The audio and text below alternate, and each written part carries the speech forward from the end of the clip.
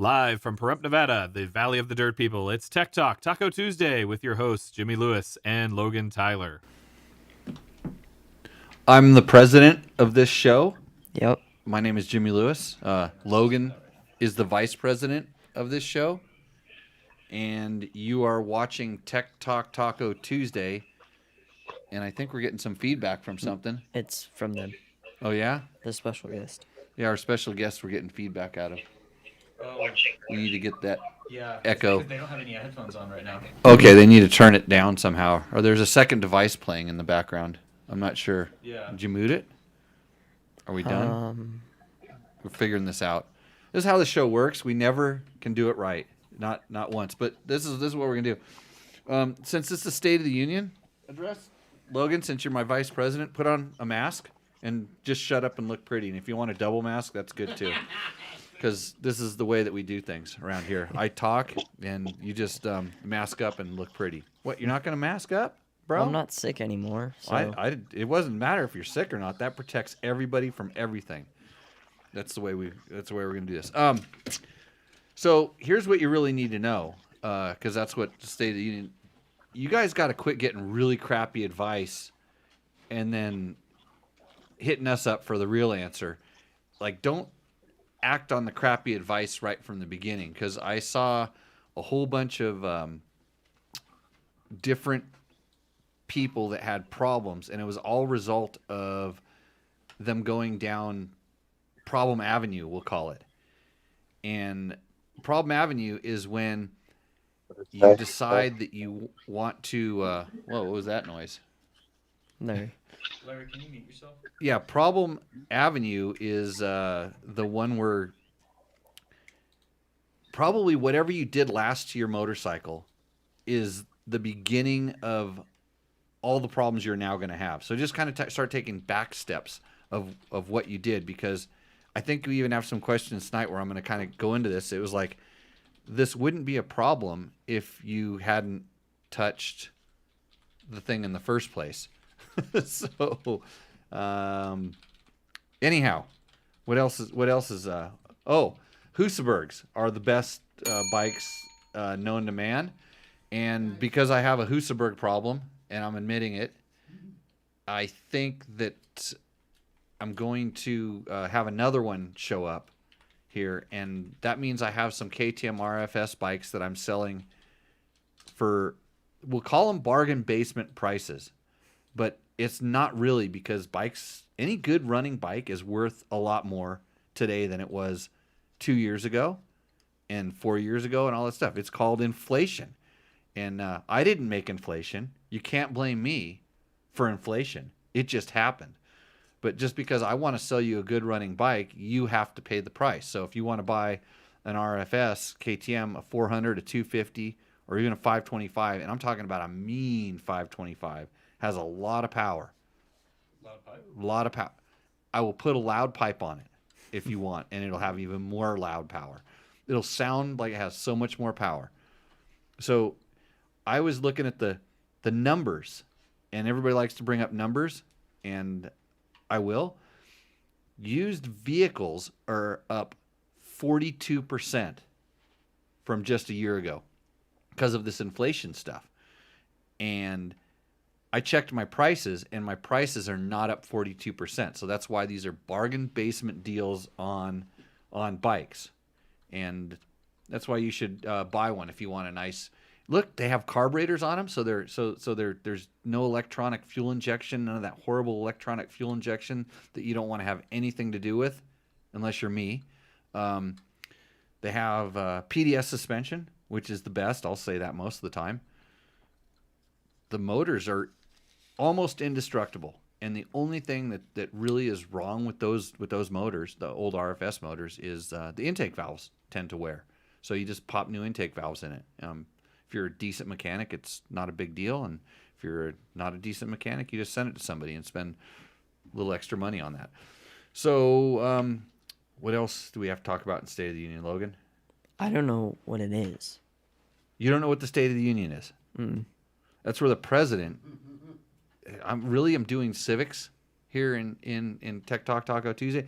It's what we're going up against. We're competing against That's why our viewership is probably so high right now, because everybody wants to look at something else than a babbling politician that's just saying whatever he can to make him look better and not really tell you what's actually going on. Well, they kind of do, but they put a spin on it. That's the way politics works. Doesn't matter which side or any of this other stuff.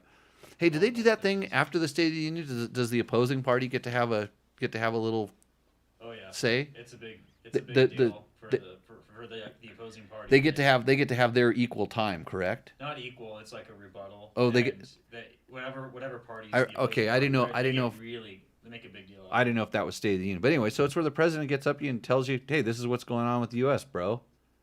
I mean, they'd like to say it like that, but they got to look professional.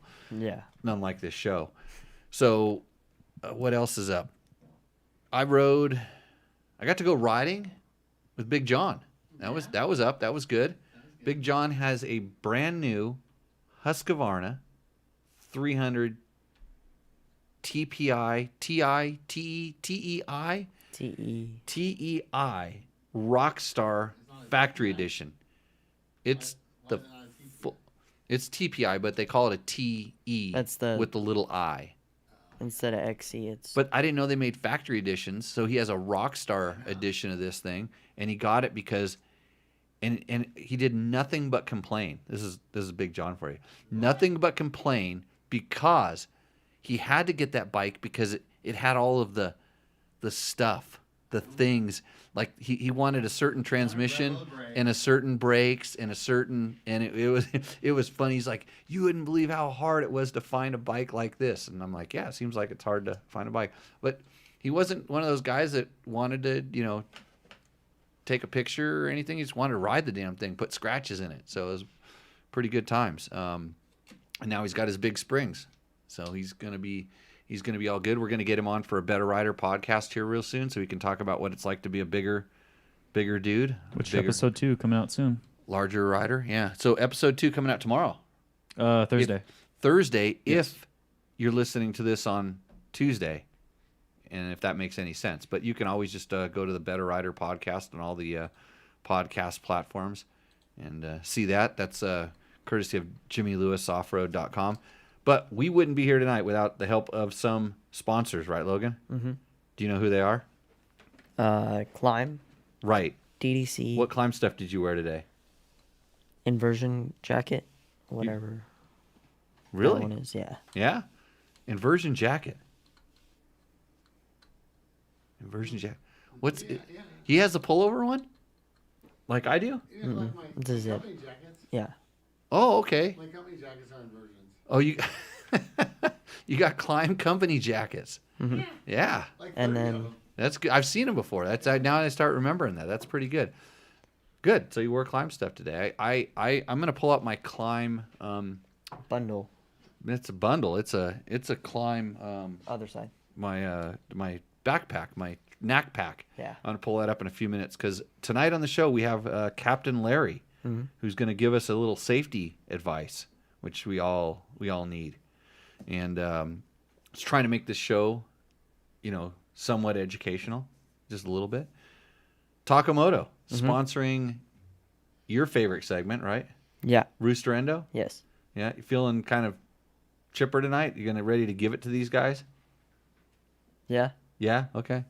Good. Scott Sports, maker of awesome goggles. I'm still loving the light transition lenses, especially when we are riding in when we the other day when we had clouds and no clouds and clouds and no clouds, and then we rode across like perfectly white dirt ground.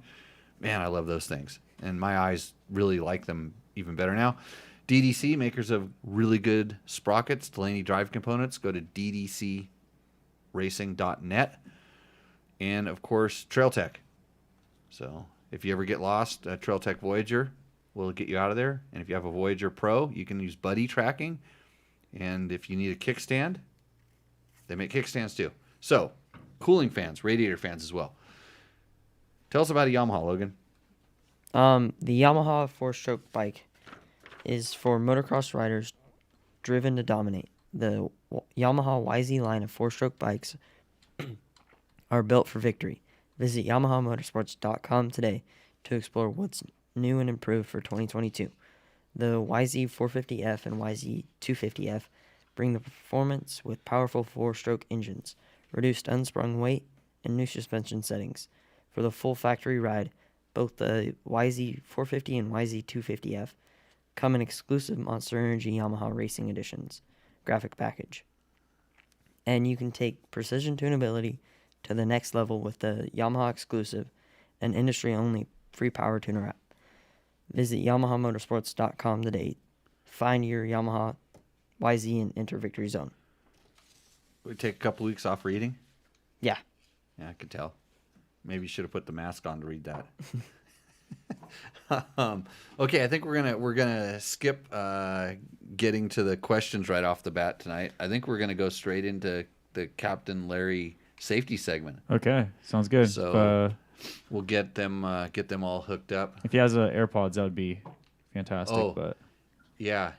So we'll see how this feedback is. So let's bring him on, and if we have any feedback, then we'll shut them down and put them on the AirPods or whatever. How we doing? Can you hear us good there? Yeah, I can hear you, Jimmy. Thanks for having me on your show tonight.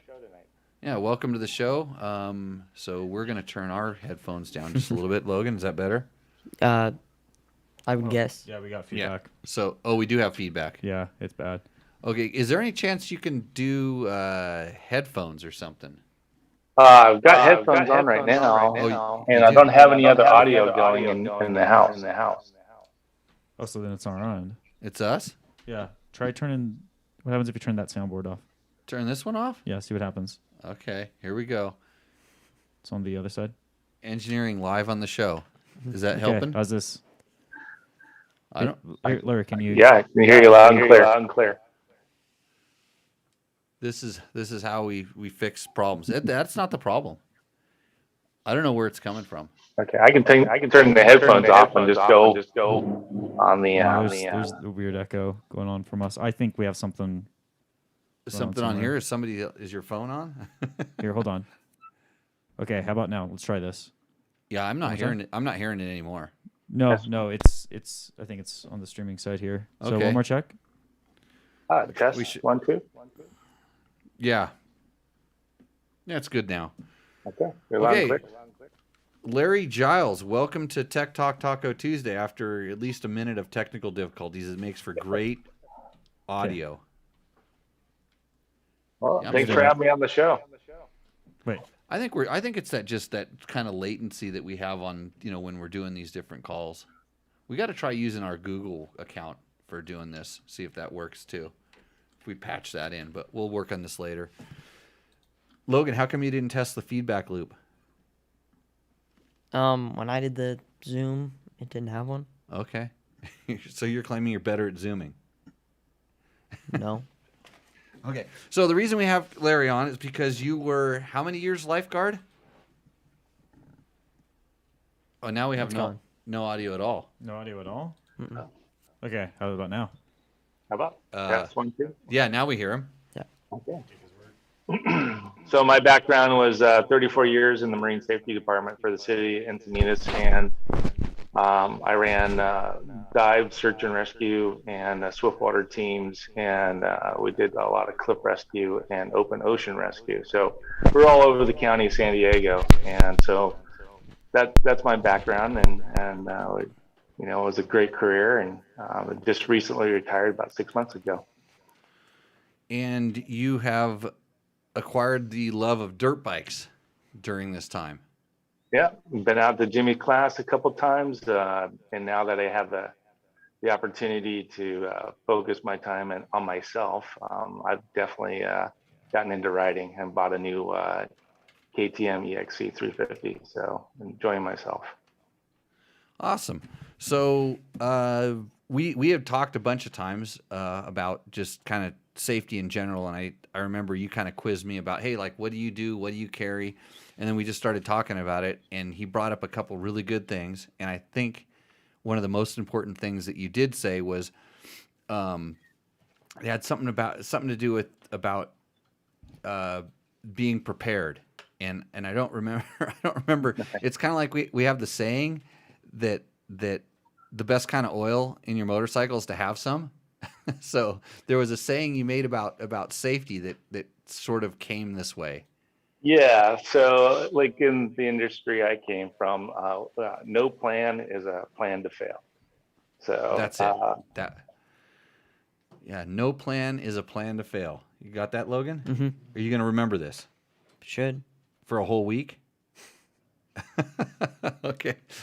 So we started talking about just like, hey, what do you carry in this, and do you have this other stuff? And I talked about some things that some of my other riders carry with them, and so we wanted to just a little bit talk about kind of general safety, and then like, so what someone should be carrying if you're carrying stuff, like what would be a good thing to carry. And one of the things I'm going to do is I'm going to go through my riding pack and pull out the stuff that I have, and we're going to see how adequate it is or inadequate, which it probably would fall in a little bit more in inadequate. And then just some general things on what, so if you have questions about this while we're here in the chat, go ahead and kind of throw those up in the chat, and we can address some of this stuff. But we'll get into sort of what our kit is, and then go from there. So you want to who's gonna you want to show yours first, or me show mine first?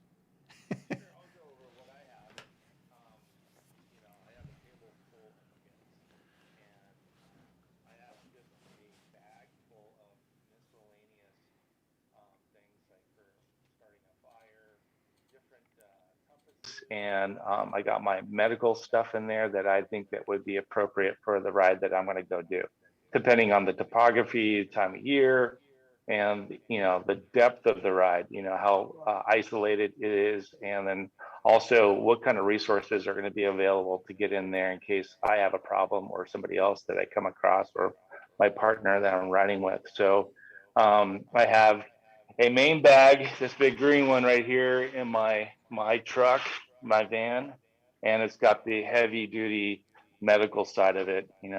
Working 34 years in EMT, I've acquired things in the field that I think would be great for having just in case. And so, do I carry this out when I'm riding? No, it's pretty heavy, but if I had to, and we're in a remote location, myself or somebody else could go back and get this equipment or this gear and bring it back until we can get better resources there.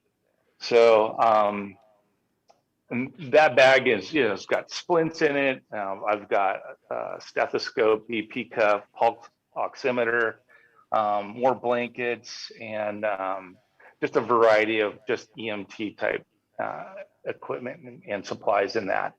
On the lighter side, when I got this climb pack right here that I bring, and the looks basic, really familiar. That looks very familiar. That looks like exactly like the one I'm going to throw up on the table, except it's not sun-flated and bleached like mine.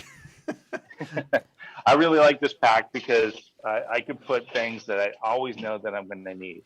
So my train of thought is, before I go out, what kind of communications do I have and what's available to me?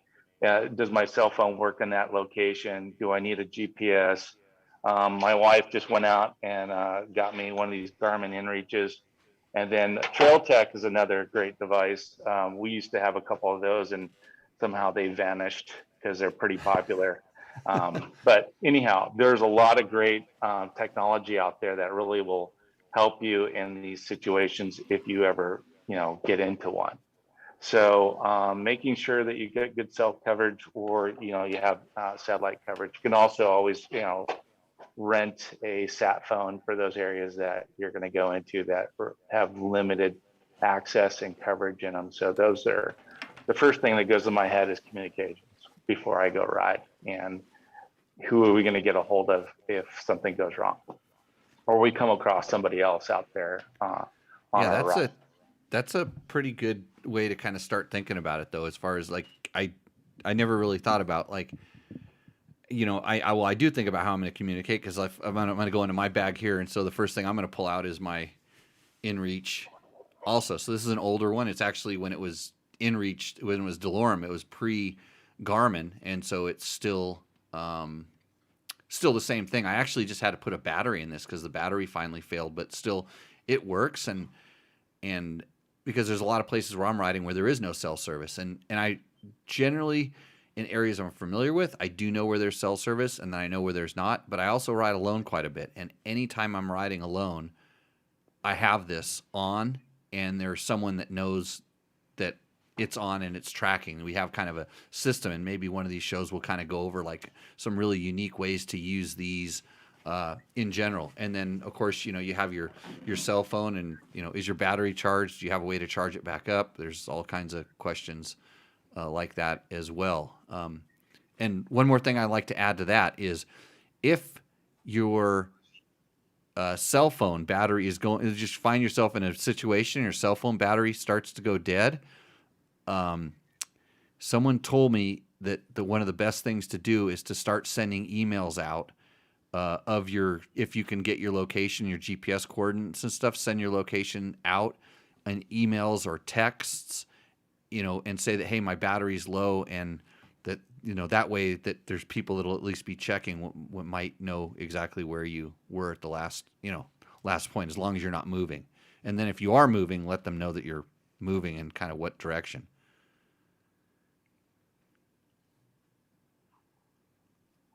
So, yep, you're next, Larry. Keep going. Yeah. So, and that's a great thing, to bring up, is always check to make sure you got good batteries and good charge. I think the other thing is just like, I just, got this Garmin InReach and I don't know how to use it. And one of the biggest things out when I did a lot of rescue star work is, if you didn't know how to use a piece of equipment, the equipment was worthless. So that's another thing, is really kind of dive in, get in some YouTube videos, and read the manual and figure out how this is proficient. For sure, with the InReach, it's simple because I have some of the guys I rally train with that are not rocket scientists, but they can operate that thing just fine when they remember to operate it. That's half the problem, like you just said. It's like, and so now in a lot of our map books, the very first thing it says is turn on your tracker, send a message, so that we can, they're not allowed to leave until they ping up on the tracker, because we had them take off before and the tracker's not on. It's like, oh, this is going to be an interesting day. So anyways, okay. What else do you got? And then redundancy, I have a Garmin watch. I bring an extra GPS, and I always bring my phone just in case. So I have a little bit of redundancy. And then the next thing I go into is, food, water. What kind of ride am I going to go do? And I'll just base it off of the duration of the ride, what I'm going to bring for hydration and what kind of food I want, or power bar or something along those lines. Then my next step is, there is something serious that happens out on the trail. From my experiences, if you get into a serious situation out there, what can you do? What's realistic? And one of the things I always carry wherever I go is I carry a couple of basically tourniquets. And they're great. There's a lot of these tourniquets on the market that are quick and easy to put on, and I highly recommend these. They're great to just put in your car or in your backpack, but always carry a tourniquet or some sort of supplies that you can make one out there in the field, and that's one of the biggest ones. The sleeve of a jersey will work in a pinch, by the way. having been on some time when we cut the sleeve off of a jersey and tied it around and pinched down because we didn't know how bad the bleeding was. So I think there's some training that should be involved with tourniquets, correct? Absolutely. And there's a lot of great videos, but getting your first aid or first responder certification is huge, and that will give you a good set of skills to apply out there in the field for yourself or somebody else.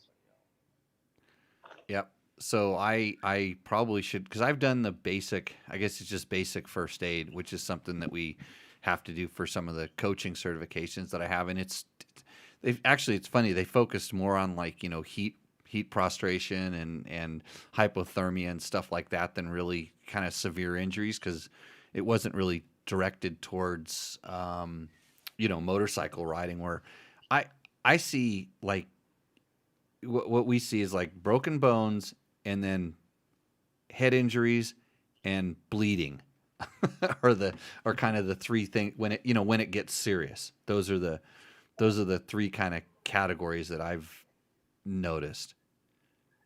Yeah, so I'm skipping around a little bit, with my medical training and stuff like that. I've kind of honed this down, so I may not be hitting, this in a textbook way, but one of the biggest things I always carry is bleeding control. Right, Things, and that's good. Gauze, and then the other thing is I got hemostatic gauze in case you get a penetrating wound. You land in some, branches, trees, or, on some sort of, hard Punji terrain. stick. Yeah. And this stuff works great. And that also takes training. And there's some information on the back as well. But, you definitely need to get the training and the certification to go with these things. So tourniquet, hemostatic gauze. The other thing I bring is a blanket, and I have two blankets. I got just your regular silver kind of metallic looking flat blanket, just super basic. They're very cheap and they're very, easy to put in your pack. And then I actually have a more serious blanket, and basically it is like a sleeping bag, and I can actually put somebody or myself completely in it and then draw down, just where the face is exposed. You keep the airway going, but to retain the heat as much as possible. So that's the other thing, you're treating for shock, or somebody starts to get, hypothermic. That's a big thing to consider, is carrying in your pack. Yeah, so, those blankets, the reflective blankets, can be used as, when you don't need them for warmth, they can be used for shade, which I've seen done before. You can find something to prop it up or lean it up against the bike and get underneath it if it's a heat related situation. And then you can, like with that setup there, you could definitely double insulate if you needed to. And it depends on the again, time of year, temperature, things like this. Yeah, and the metallic ones, you get that in the sun, and it puts off a lot of reflective light on that too. So it can be, a little bit of a signaling device. So that's, that's what I'm carrying in my pack. You're out in a rural environment, and, you really think about if something really does happen, airway, breathing, circulation.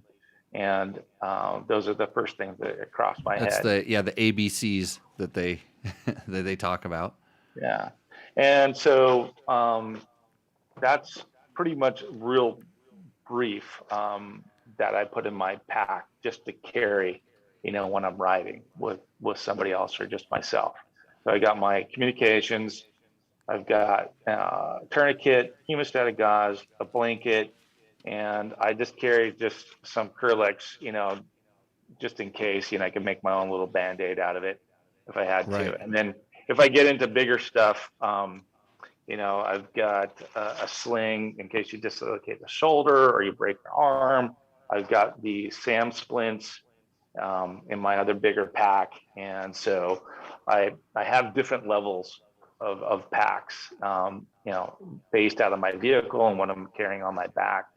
And then I do have just a regular big backpack right here that just carries an assortment of other stuff, fire starting things, if I'm going to go out for longer rides. And, I always bring, reading glasses, 54 years old. So I have extra glasses just in case, I get out there. And, and I carry more than just one starting source of, to start a fire with.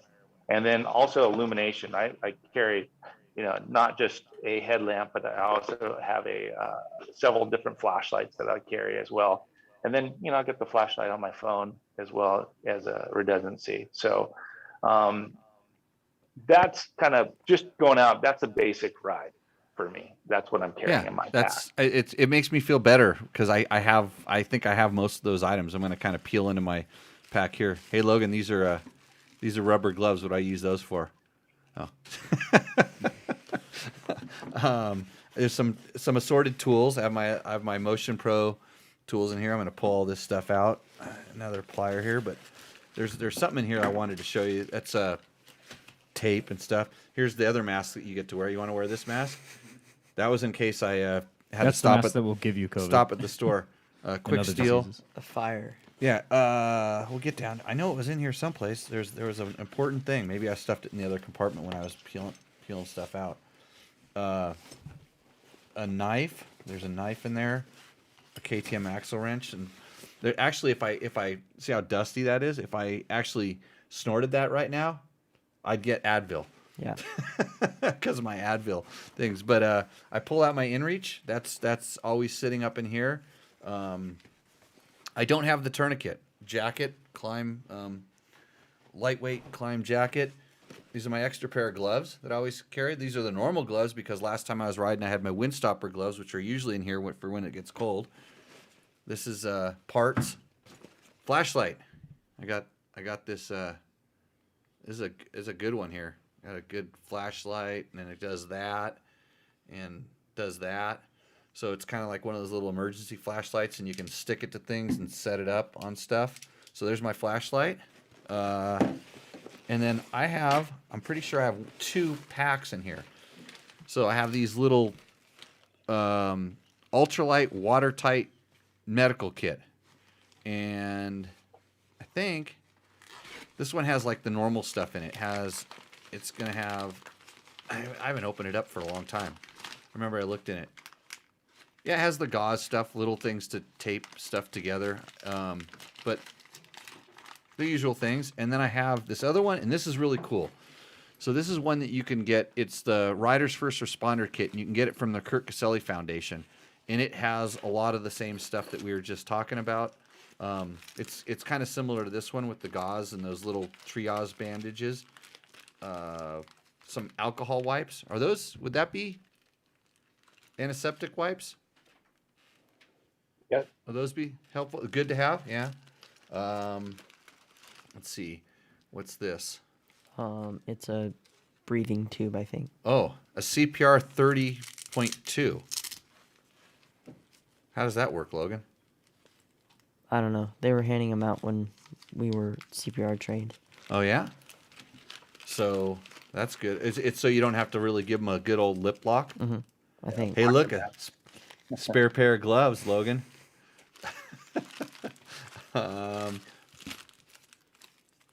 Life-saving first aid device. This is the SWAT, the stretch and tuck tourniquet. So I do have a tourniquet. I didn't know that I had that. That's pretty cool. See, here's how unprepared I am, Larry, that I don't know exactly what I have. And there's a Sharpie so I can draw mustaches on you after you die. So that's in that part of the kit. And it's a pretty good little kit. It's kind of funny because I knew what was in the other one, and I hadn't really dug into this one because I got it. Lots of bandages and stuff. Oh, hey, wait a minute. Look, an instruction manual. And it starts out with a disclaimer, which is always good. It means it's probably got some good stuff. Yeah. And it gives you all this stuff. So if somebody finds me laying on the ground, they can open up the instructions and then, perform whatever procedure is necessary. So, and there's something else that was really important that I wanted to show you that I know was, oh, here it is right here. So this little bag, Larry, this is the important thing right there. This is my personal medical information sheet that's in here. So, and the guys that I ride with know that it's in here, and they know that if they, scoop me up, this has a lot of stuff about my ID, my insurance, blood type, things like that. Do not resuscitate, that things, all those kind of things in there. But this is in here in the same pack that I have my my safety blankets. So, but it's kind of right there, and it says Jimmy Lewis's personal medical information. I think there's also a copy of my driver's license and a couple other things in case I start losing it. But I got mine's gold, by the way. Is that one better than silver? Platinum. Yeah, gold one, and then of course I have stickers. So if you go riding with me, you get one of these "fuck you" stickers. So I'll Oh, good. So what grade does my kit get, Larry? Oh, hey, there's some cash. There's cash in there. Always buy your way out of a situation. I Yeah. would give your pack right now. I'd give you out of 5. I'd give you like a 3.9. That's a pretty good pack. And I lost the whole point by not knowing exactly what was in that stuff, and so because you should know, because you don't have time. That's the thing, is when an accident happens. What is it that he wanted you to remember? No plan is a plan to fail. Right. So my medium half-ass plan is semi-ready to fail. Mm-hmm. Right. Okay, I'm going to get on top of this. I also have a tow rope in here usually. Hopefully there's a tow rope and some big zip ties. But tow rope can be used as a tourniquet, right? In time of need. Absolutely. Yeah, you got a knife, and Yep, knives that here. rope can I be got- cut, and you can put a stick into that, and I've got rotate it. it to get the tension. My knife's coated with ibuprofen. It's all good. So that's kind of the thing. So, anyways, do we have any good questions in the chat, Matt? Just some people making some kind of putting their 2 cents in. Victor said a quick clot bleeding control kit could help a lot. That's the gauze that Larry showed. Yeah, he also said tampons can work in an emergency, which I've heard of this before. Yeah, and those work good for really bandage starting as well. So for starting fires. You know what I'm a little worried about is I don't see my fire starting stuff in here right now, which I'm going to add to it if I can't dig it up. But I usually have. So what I usually have, and I suspect it's in one of these other bags here with some of the other tools, is I have one of those. It's like a stick of magnesium with a flint on the back of it, and so you use your knife to cut some of the magnesium off, and it will light wet wood. There it is, right there. Yeah, it will light wet wood on fire, and fire can be a really helpful thing, especially when you're broken down and you're bored out of your mind. At least you can start lighting stuff on fire. Oh, hey, I got something else. This may not apply to us desert folks, but bug spray. That's some really strong repel DEET bug spray, because I have broken down, or not broken down, I've been delayed. I haven't broken down very much, but I was delayed once in one of the most gnarly mosquito infested places ever, and those things just went after me, and it was warmer time of year, and they were going through my shirt, and and if I didn't have anything, and I got annihilated. So, what are you looking up, Matt? How to pronounce what Victor just put in? Because I think it's actually a really good point. What's that? It's the new Monthonrax kit. What's Noonmon? I can't pronounce. I know what he said. Is essentially when you have air like in around like a collapsed lung. You have a kit right there. Pneumothorax. There we go. Pneumothorax. That's how I know. Oh, did you get inflated? I did. Oh, you inflated him. No, Oh. I got uninflated. Oh, they uninflated you. Yeah. How does that work? There was air in between my chest wall and my lung, so they took it out. So a flail chest injury. There's a weird thing about how you're built, and Logan was tall, skinny people have an issue with collapsed lungs. Got a big long medical name for it. Folks that have that, Logan was diagnosed with. I'm actually diagnosed with, even though I've thrown a bunch of beer on my long, skinny build. And why I've had multiple collapsed lungs. So Do if not hit the ground hard is really the the secret. best thing to not avoid a collapsed lung is to avoid a collapsed lung, but But if you are a tall, skinny build, you are tall, skinny people are more susceptible to this. a lot, like the numbers are through the charts. How much more? Do you know this, Larry? No, that's a new one. No. Yeah. I mean, it's a medical name. I don't Yeah. Logan's Mark dad here is but yeah, dropping knowledge on us from the sidelines. He doesn't have Bob over there to compare the information. So let's just say, like, if you do slap the ground really hard and you get the wind knocked out of you, man, it's been a long time since I've done that, thank God. If you're tall and skinny, you could very well have a pneumothorax that matches top. Pneumothorax. Okay, so And your lung just collapses. collapses, On itself. and then you can't breathe. So you're done if you don't Get it pumped back up. Nothing in the bag gonna help you. Were you asleep for a little while after you did this? No, you just couldn't breathe. Well, it was my left one was fine. My right one was like 10%. Yeah. And so but when did they do this? Out in the field, or they do it? No, I was at the Pahrump hospital. Oh, at the hospital, Yeah. and then they pumped you back up. Oh, I don't want to know It takes anything a little about bit it. of training They too. suck it back up. Yeah. Oh, they a little drank. bit more advanced. Yeah. Well, this is beyond the scope of our discussion right now. But not really. Or- If you're tall and skinny, don't crash. Yeah. If you're tall and skinny, don't crash. That's what we're getting from the side. Did you hear that, Logan? Yeah. Don't crash. It's a lot better. I like not crashing too, because then I don't have to hurt for the next few days. So what I went over here was pretty brief, but there's one more point I think that's really good to bring up is who you're riding with and communicating with them. If you're allergic to bees or anything like that, you should be carrying an EpiPen with you. So in case you get Right. stung, in the anaphylactic shock, let those people know that you have that pen with you.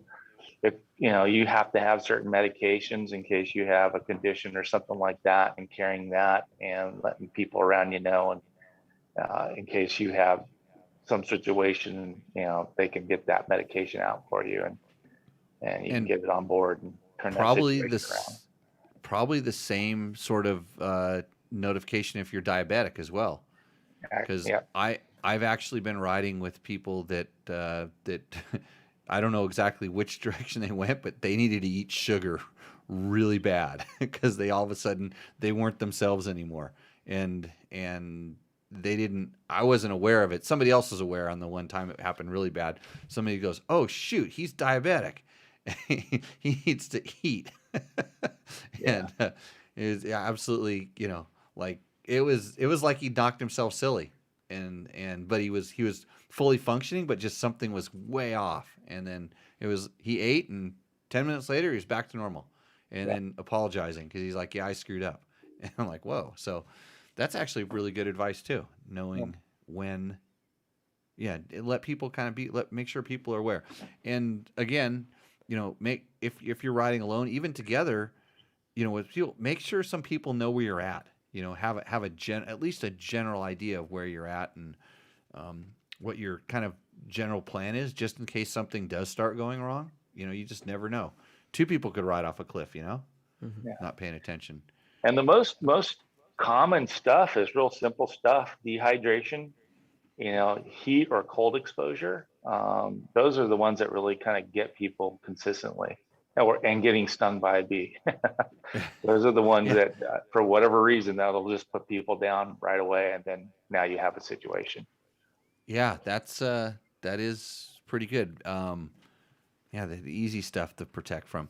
So, okay, any other questions in the chat, Matt? Not a whole lot. Just some general discussion.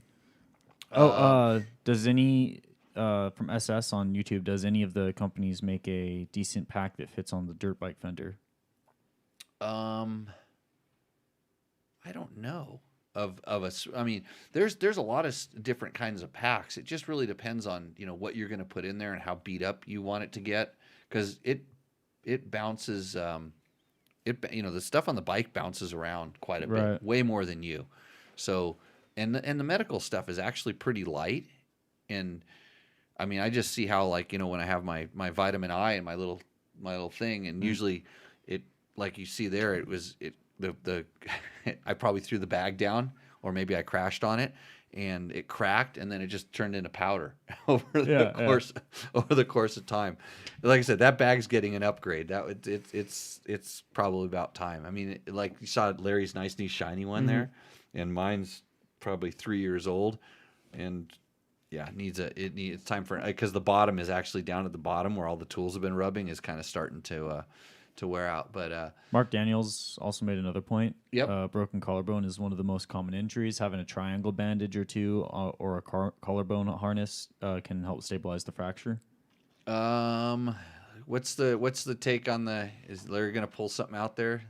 Triangular bandage. They're super light, easy Yep. to carry. So you have a broken shoulder or a dislocated shoulder.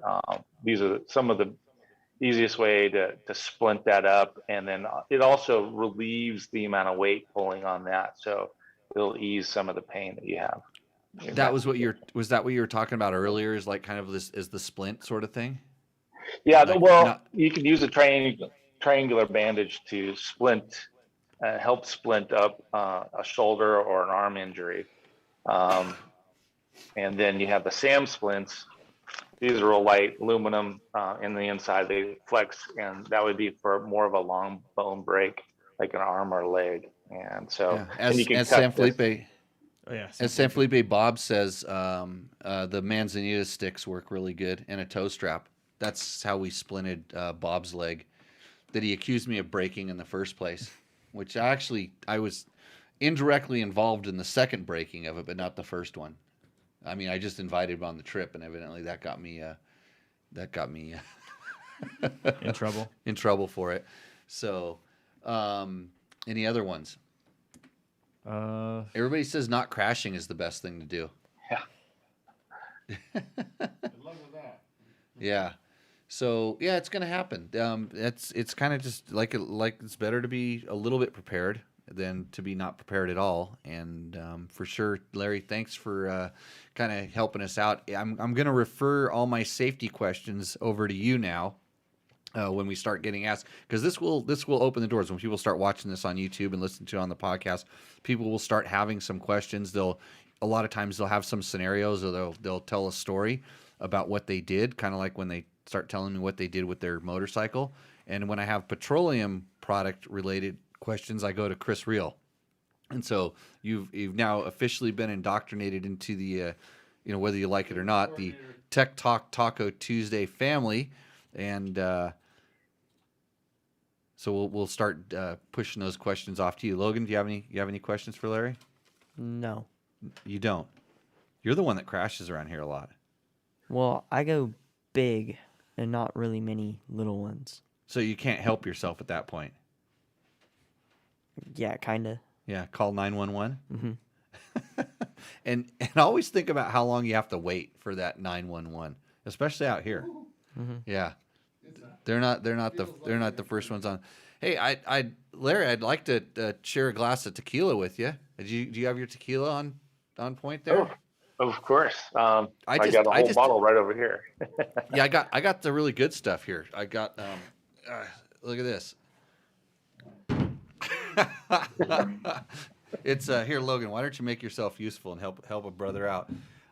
I just did a full on health screening evaluation, and guess what came up on one of my? Oh, look, he's way outdoing us. Hey, I know I got a bottle of that stuff too. Where do you think I got Good that? stuff. I don't know. I think you I'm gonna got switch that to one for us. I'm gonna switch to the chat and see what he's got here. Yeah, he's got the Syncoro. He's got a heavy hand. I taught him that. Highly recommend Look it. There we go. Highly recommend it. Yeah, we're here on the budget basement, but this is good. If you're just looking for a little something, this 4 Freedoms. It's in a plastic bottle. It's almost like the Kessler and stuff. It's kind of a surprise, but yeah, I did a health survey screening thing where they check all my stuff, and guess what was on the avoid list? Agave nectar. So, riding motorcycles is dangerous too. You should probably avoid those. So, anyways, Larry, thanks a lot for coming on and showing us your kit and evaluating ours. And we will, I'm sure we'll be in touch, and say hi to Emily for me.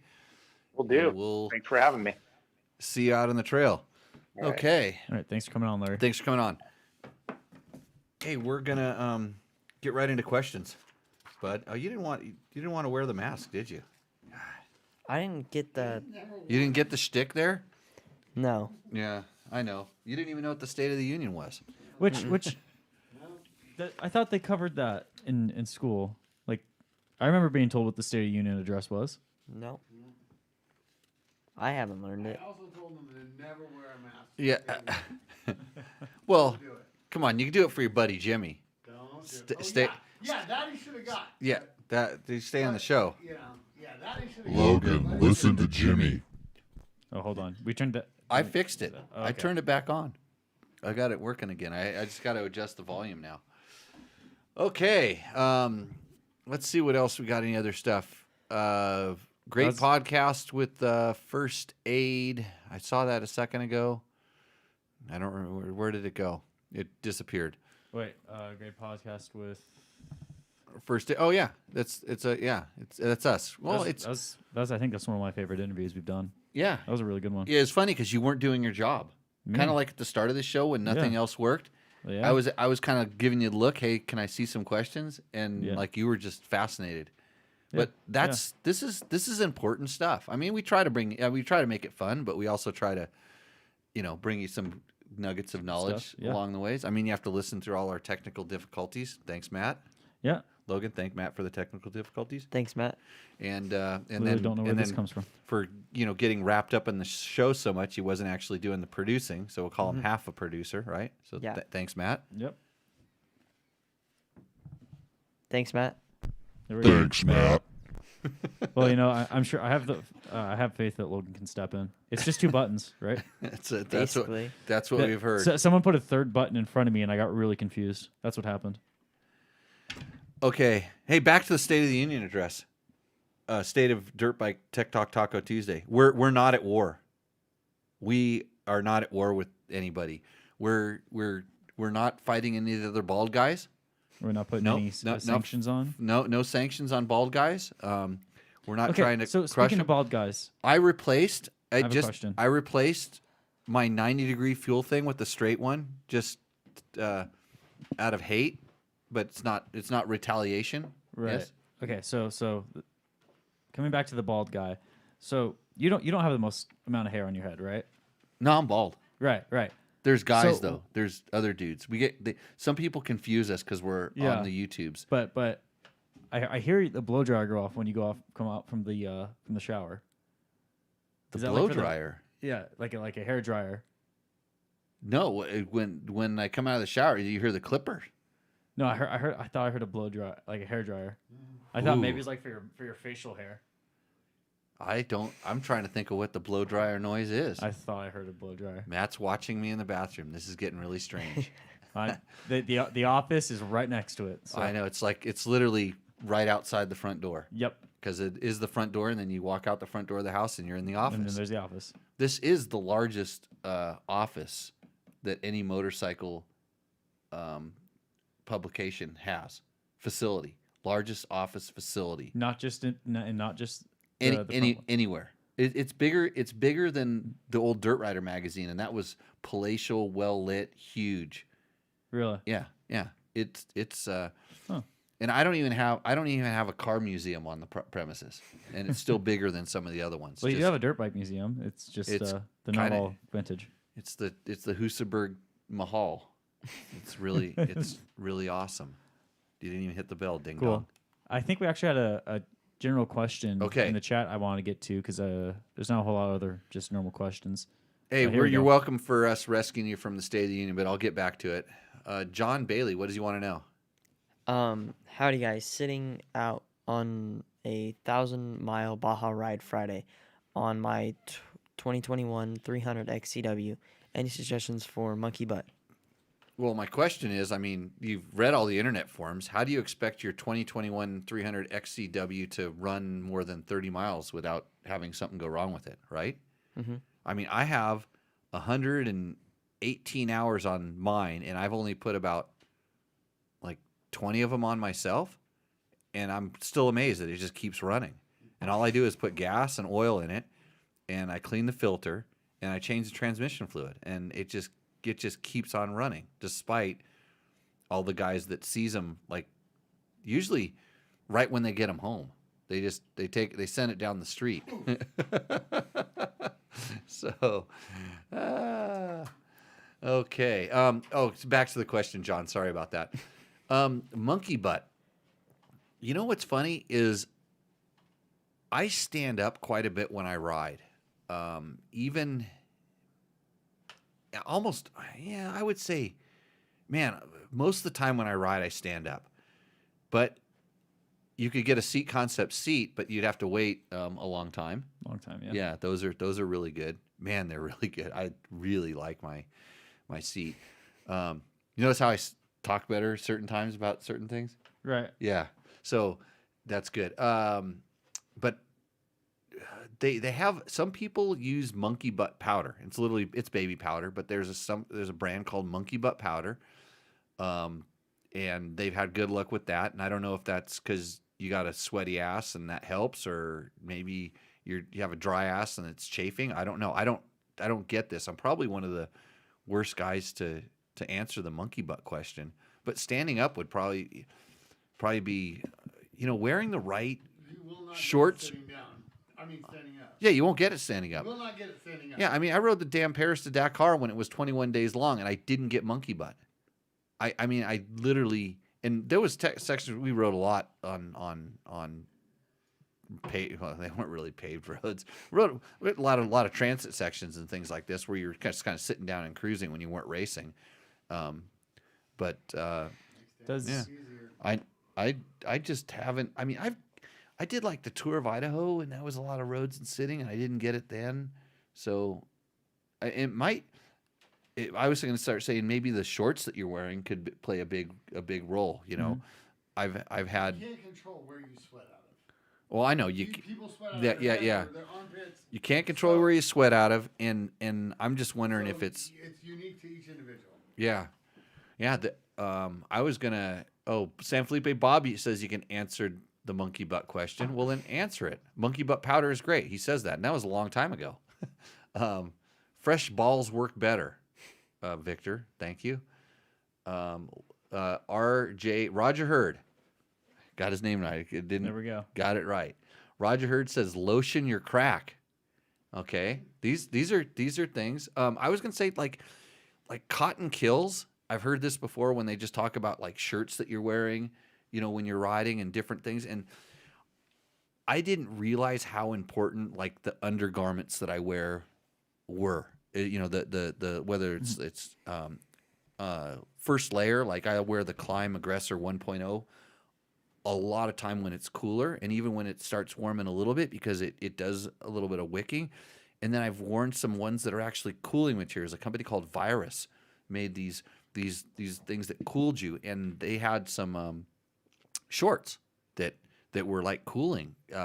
So maybe give something like that a try. I think they put zinc or something into the material, or one of those materials. It's a antimicrobial, something like that. And what's cool about those ones that I found is you can like just take them in the shower and rinse them out, and they dry out really quick, and then they're ready to go the next day.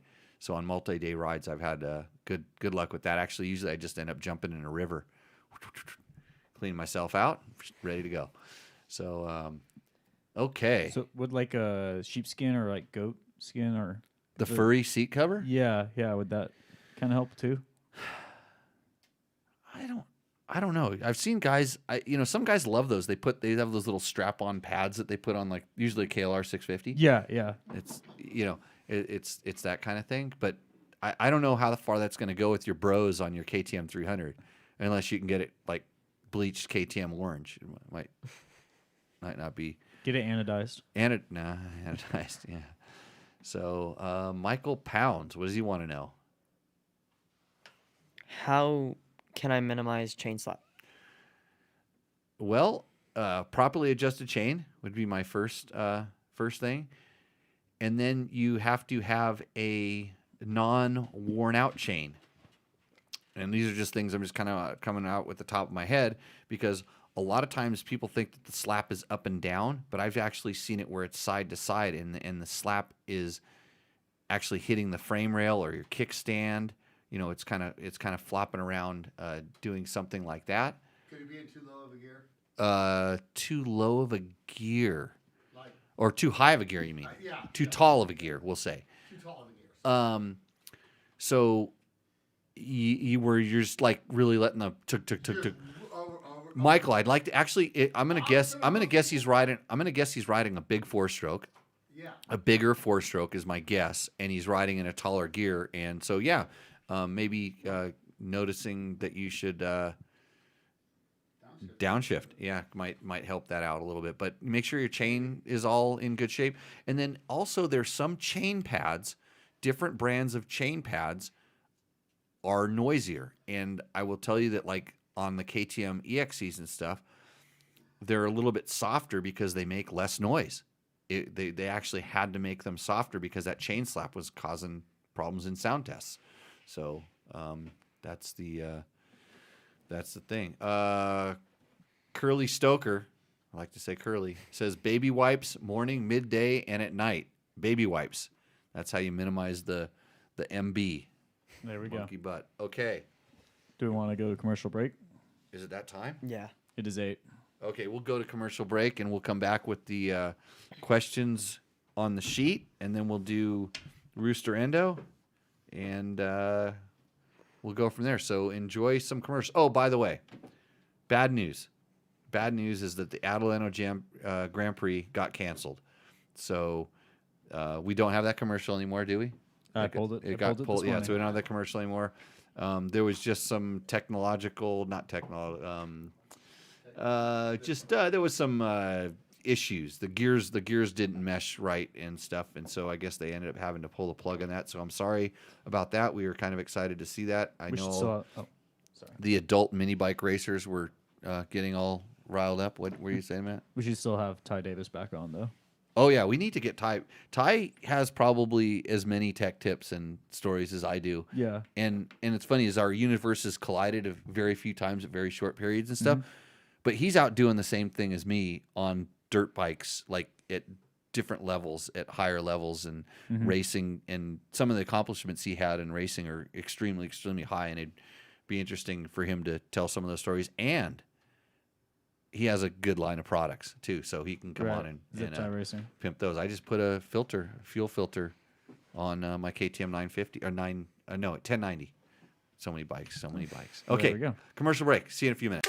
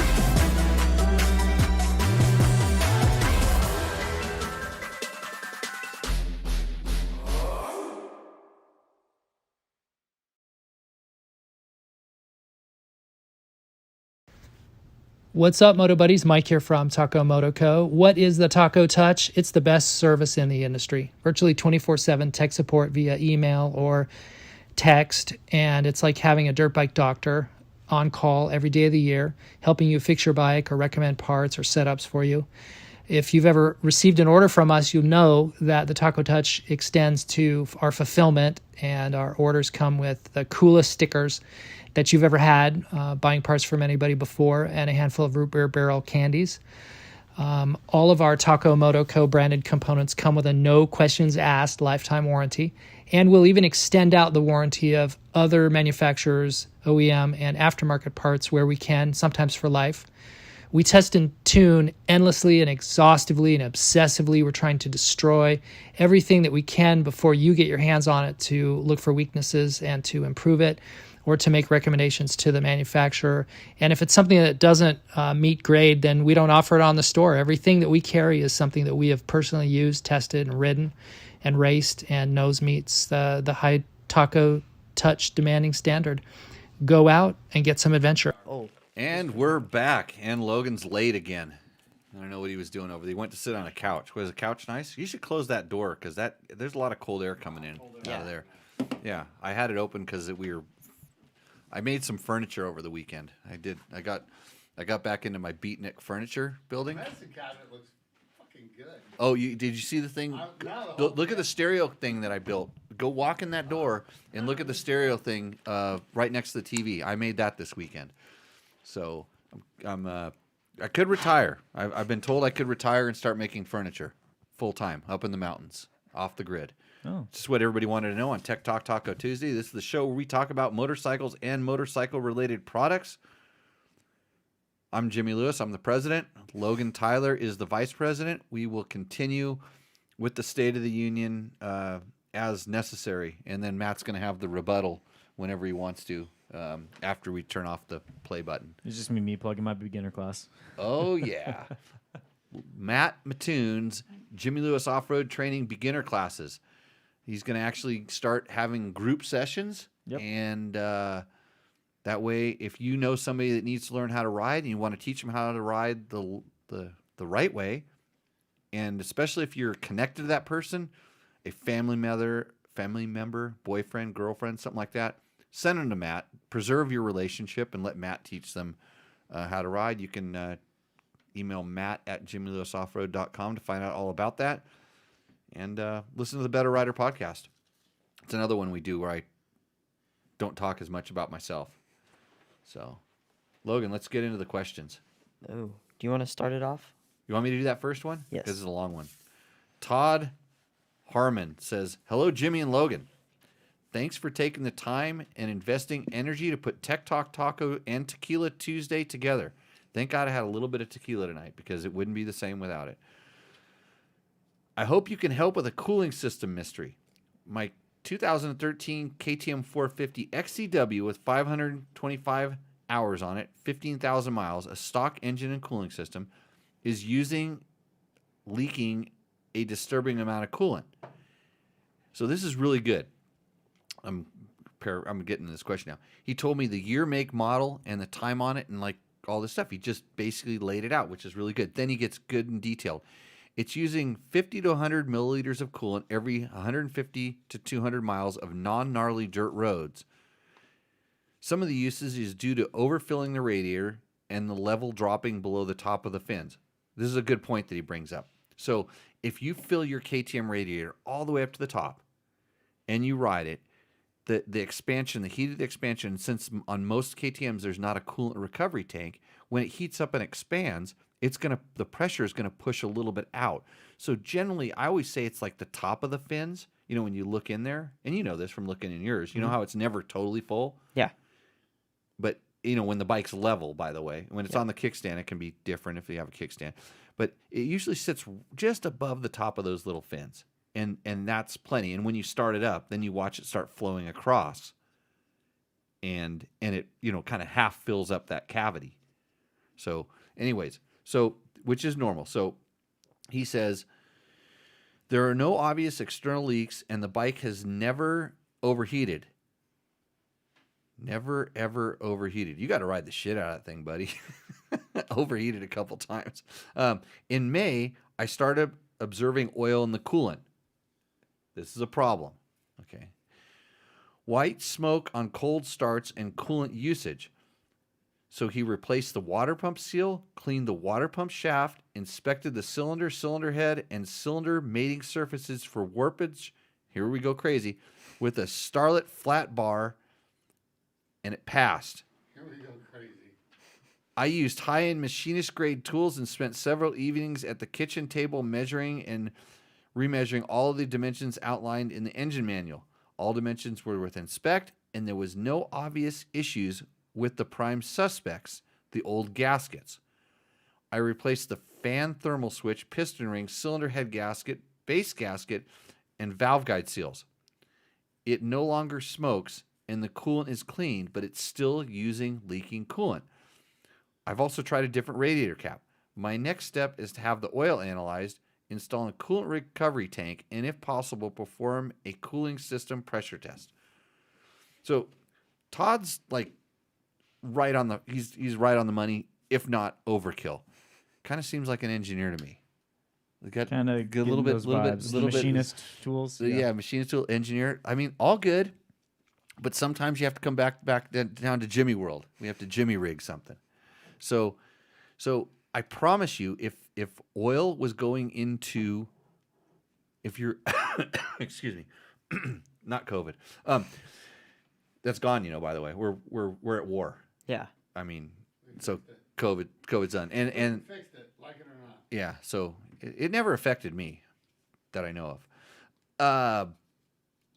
I just ride dirt bikes. So where we're at with this is when it was putting coolant into the oil, it was obviously the seal at the impeller.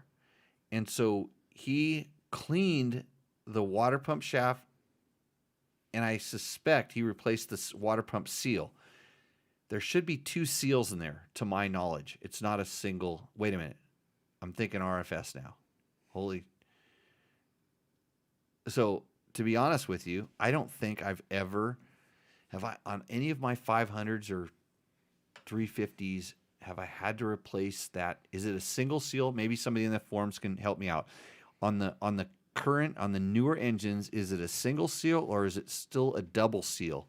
Because on the old RFSs, when it was up on the cam, that your cam was your coolant shaft. There's 2 seals, and I remember helping a guy with a question the other day that was he replaced everything and it continued to leak and he didn't know why, and everybody said every symptom in the world. Hence one of my rants for like, let's get it together, guys.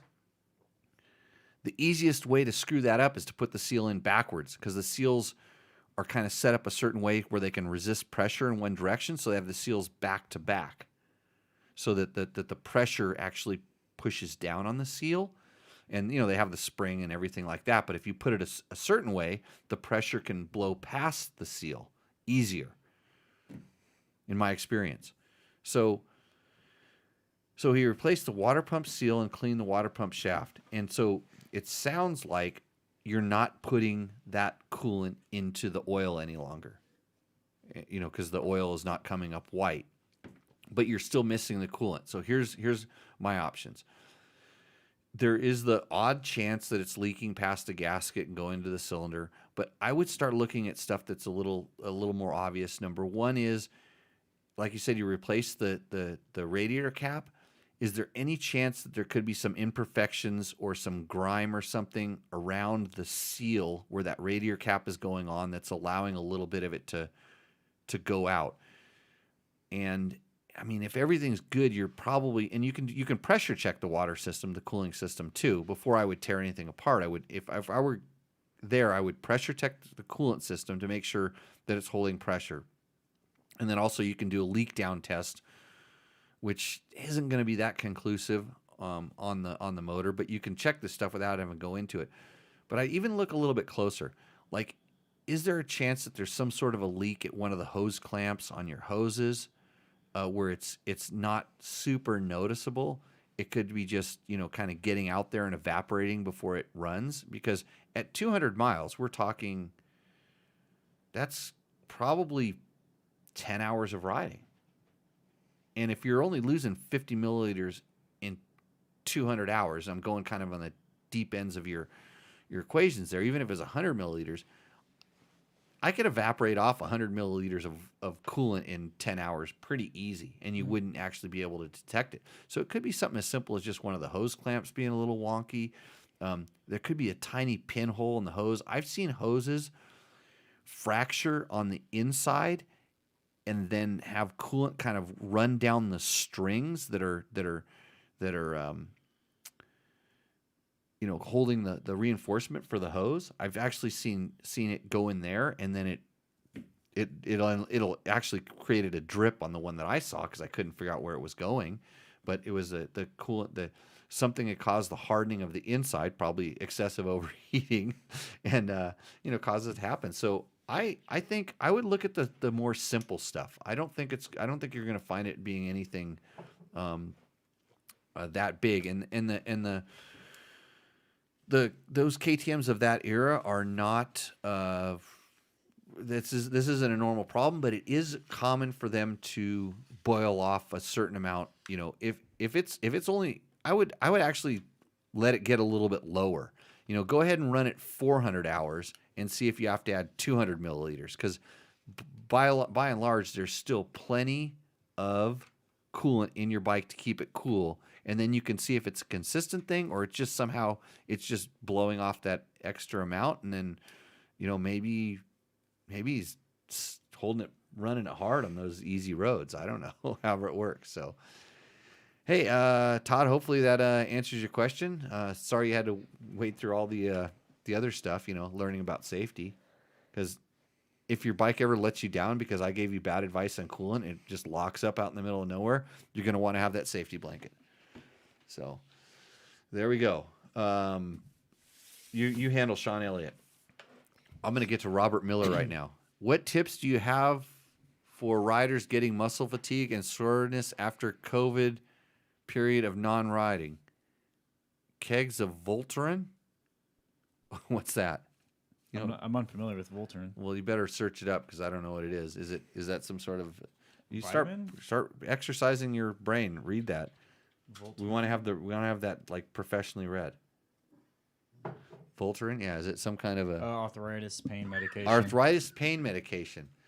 I never stopped riding during COVID. In fact, I probably started riding a little bit more. So I think he's talking after catching COVID. Oh, that's what he's talking about. Well, then you can answer that. Yeah, I haven't had it. Yeah, so essentially, I just kind of made sure I was really emphasizing on riding balanced and being comfortable and everything, not really pushing it. Kind of when I'm getting back into running, I'm just kind of doing little stuff first, then working my way back up. Are you noticing a huge decrease in performance? At first, yeah. At first, yeah. I can finally say I'm starting to get back up to my pace and everything. Like with running, I'm kind of riding the same amount, so I don't really ride as much as I would like to. But with running, it was just kind of easy back into it. Voltaren is inflammatory tablets. Thank you. I prefer vitamin I. I don't know if you're familiar with that. It's cheap. That's a good one. Yeah, the vitamin I. That's the it's all they have A, B, C, D. I have I, and it works so good for me. I don't use it that often because I really like the kick it gives me when I haven't had it for a little while. But and evidently it's hard on the thing. Jimmy Lewis and Jimmy Tyler 2024. Wow, he skipped. He didn't not Logan. Jimmy Tyler. Yeah, you're a hero already. Is that your fake account? Is that your fake account? State of the Dirt Bike address. No, but we're gonna run the country. Logan can be the speaker of the house. Get me started about the rules I make. Logan, you want to put the mask on now? You should do what I say, and then I'll take you with me. Otherwise, I'm taking your dad, and he's old. I don't want an old guy. I need a young, hot. I don't get the mask thing. Don't you ever watch the president speaking? No. I don't either, but I see enough of it passing on news, and they're always he's always got his right hand woman sitting there, or I should call her a left hand woman. I don't know, with a mask on, and they're standing 6 feet apart. Anyhow, I don't know. I don't get it. You can only get it off of old people TV, which is not old people TV. Oh, yeah, you don't watch old people TV? No. Yeah. Are you on TikTok yet? Yeah. Oh, you are. Yeah. What's your thing on TikTok? I don't know. You got to set me up. No, he sent me a TikTok before. Yeah. You guys are both on TikTok? Yeah. Why aren't we on Fucking us. TikTok? Oh, I said, Matt, Is Dirt Bike Test on TikTok yet? no, but Jimmy Lewis Off Road's going to be on TikTok. Okay, well then get damn Trevor working on that. Trevor, what are Yeah. you doing? Just riding your mountain bike, trying to stay fit and stuff? You should be answering Robert Miller's questions. Okay, so back to the muscle fatigue and soreness after. Okay, Robert, was a COVID period like you had COVID, or was your COVID period like you just like isolated like a good person and didn't come out of the Let me be a sheep windmill. farm? I'm pretty sure Let me it's. be Bob's windmill. The media's in your head. Get over it. Yeah, so Get over it. The media's TikTok in your head. Get over it. dude, Move on. I don't care about TikTok being Chinese cover. I want to help you, Robert. tell me, Move on. Get over tell me what because I have if it was because you haven't ridden for a long time, I have a thing that you can do. Go riding more and enjoy the pain. Enjoy the like. I found this on a skimboard when I was a kid, and it's the motto I live my life by. Enjoy pain while living, for death provides no such pleasure. Okay, I don't want that written on my tombstone because I'll be dead at that point. But if people can realize that, like, there's pleasure in pain. I mean, you if you work hard and it's painful to work hard, you've probably produced something in that hard work that's gonna elevate you. It's gonna make you a better person. And if it's like, damn, this riding hurts and makes me sore, that's a lot better than a flaky ride where you didn't really do anything. You didn't, don't produce pain on purpose. Like, don't crash, but go ride and push yourself. And then the next day of soreness, think back about it. Like, you're sitting there going, oh man, my shoulders ache, or my back's a little bit sore. Go, but I sure had fun making it happen. And then it does a little thing. Oh, he's in Australia. Oh, yeah, they had some pretty severe lockdown rules over there. Yeah, we couldn't drive more from 3 miles from our home. We had it for curfews. Yes, this was Australia. Oh, the different world there. See, Listen to your government. yeah, don't listen to your government. Try that for a second. I do it Yeah, every day. hey, when they I do first it every hey day. when they first locked don't us listen to when they first locked us down here in the U.S., it was like literally stay home lockdown. I took off and rode my dirt bike out because, like, how what are they gonna do? Like, you're gonna catch me? I would no, and I'm like, and there was nobody out there. There was anyways. So yeah. Don't be a pussy. Hey, yeah, Robert, man, I feel for you. It's and it's I'm lucky. I live in a place where we can ride our dirt bikes down the street and get out to the desert very quickly and do our thing. So, man, I feel for you. I hope that they come to their senses, because now we're starting to maybe sort of think. You know what I heard, Logan? I heard outdoor activities are okay. You're safe. You're not going to get. I heard that there's a very, very low chance that you'll conduct COVID while you're out riding your dirt bike.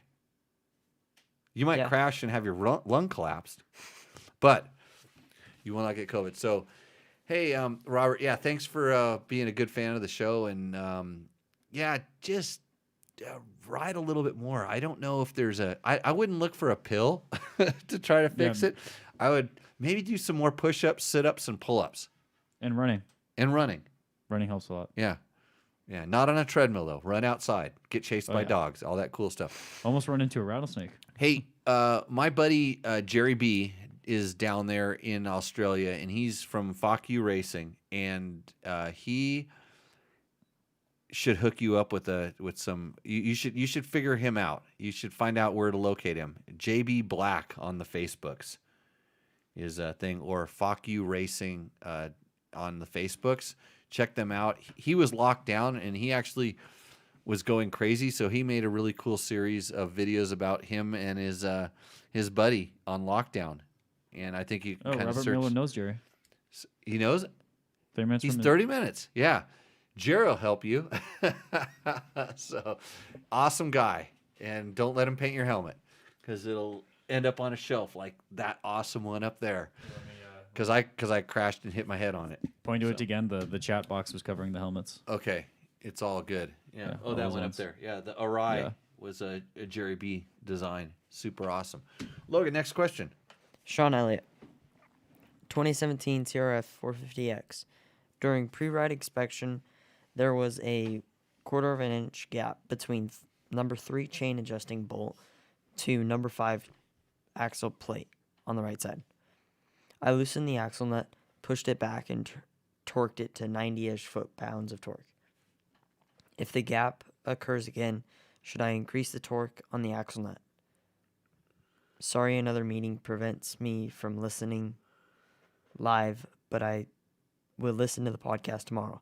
I wonder if the Husaberg 570 ever did this. Okay, so was there a picture included with this? Because he's talking about number 1, number 3, and number 5. Is he referring to the Manual things? or- Oh, he sent a picture of the manual. Yeah. Thanks, Matt. Yeah. Yeah. So okay, I got to look at these things. Let me download it and I can put it up for the chat. Don't down. Just so number 3 is the okay. So basically, his axle was not aligned, and maybe it moved or something like this. So here's the first thing. So when you put that wheel on last, did you do something to force the axle blocks up against the chain adjusters? You've seen me do this. Whenever I put a wheel on, I snug the axle, not snug. I would very lightly tighten. I don't want to call it snug. I take usually a box end wrench, I set it on a sprocket tooth, and I roll the wheel backwards. And this puts tension on the chain and pulls everything tight and forward. Logan, you're yawning. Mhm. Logan. I've been doing it all show. Logan, are you falling asleep while I'm giving an awesome explanation to the question? Well, Bob isn't here, so someone has to take his job. Okay. Sounds good. There we go. Yeah, best answer of the night. That's good, Logan. Okay, so anyways, you use this method. This is why this show is just so shitty. Like, I'm sorry that you're going to have to listen to this on a podcast tomorrow. I mean, I don't know. So anyways, so what you're doing at this point is you're putting tension on the chain, which pulls the axle blocks, pulls the wheel up against those chain adjusters and tightens it. And at that point, then you snug the axle snug. And then I loosen it up and I check to make sure everything's good. I usually give it a visual on both sides. Then I tighten the axle up. So I'm suspecting that maybe you didn't do that, or maybe if you did, somehow the axle wasn't snug enough to where when you took the tension off the chain, it slid back. And I don't totally tighten it while while the wrench is still in the sprocket. I don't know why, but I just don't do it then. I snug it so it's not going to move, but I check it, then I tighten. So and then once I'm done tightening, what's the next thing I do, Logan? What's the very first thing I do after I change a wheel? Brakes. Reach up, good. Reach up and tap the rear brake. Because, when you did that caliper, when you put those pads in the caliper, it might have expanded it, and you don't want to take off and ride someplace, and the first 2 stabs of the rear brake are pumping it back up. Pump it back up. Anyways, that's the advice of the show. It's the safety advice of the show besides all the safety we did in the beginning. Yeah. So if you're just cutting into this show now, you should have listened to the first hour because we had awesome real safety advice, how to, stop yourself from bleeding to death on the trail. So, okay. So that's my thing.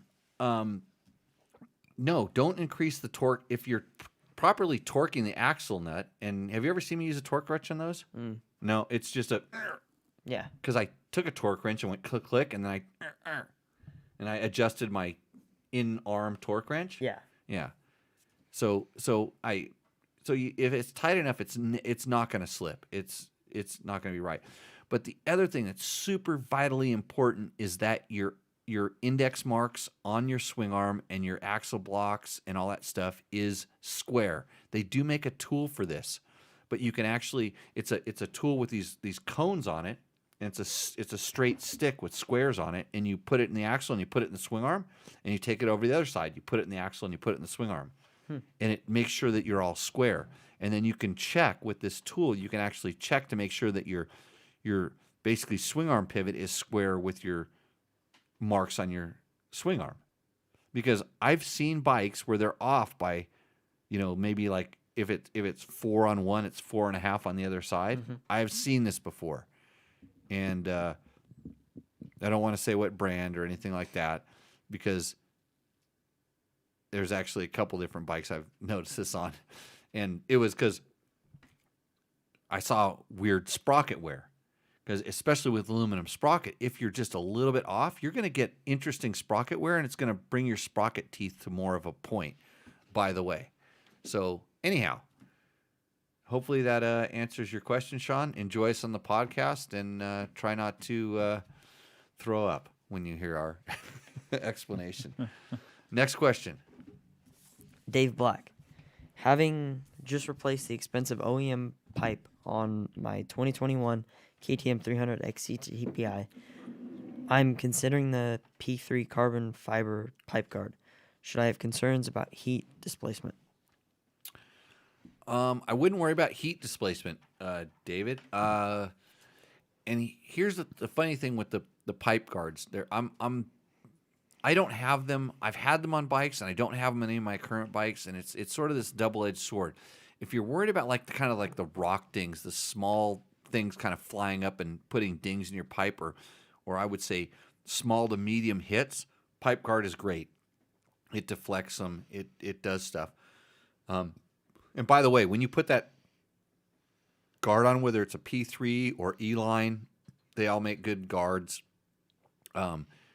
You'll love the smell for the first 3 rides when that thing heats up and that resin starts burning on the inside. But it doesn't really affect the heat. You're not going to have any heat related problems. The issue with those is sometimes when you take a very aggressive hit to the pipe guard, it seriously damages the pipe in other ways, or I've actually seen it on some 2-strokes actually push the pipe and break the cylinder. So it's one of those things, is the guard more important than the pipe? Is the pipe, it's kind of a 2-stroke pipes stick out, and they're going to take dents in them, and you may or may not see a benefit from that. So like I said, I've had them on some bikes. I was running on my KTM 200s for a while. I took them off. Actually, believe it or not, I wore one out from hitting it so much, and I just took it off, and it's just it's a wear item. A pipe is a wear item on the bike, and I wouldn't worry one bit about the heat at all. So, next question. John Jackson. Going back to carbs, what are your feelings on metering rod carbs versus jet carbs? Advantages, disadvantages? So, John, I actually do not have enough experience to be like a so-called expert on this, but I just point blank hate carburetors right now. Except if you want to buy my one of my RFS bikes, they are excellent bikes with carburetors. And back to the question, my experience in the limited time I've actually played with the metering rods is that they're way easier to adjust, but it's a lot more complicated to get the exact right metering rod.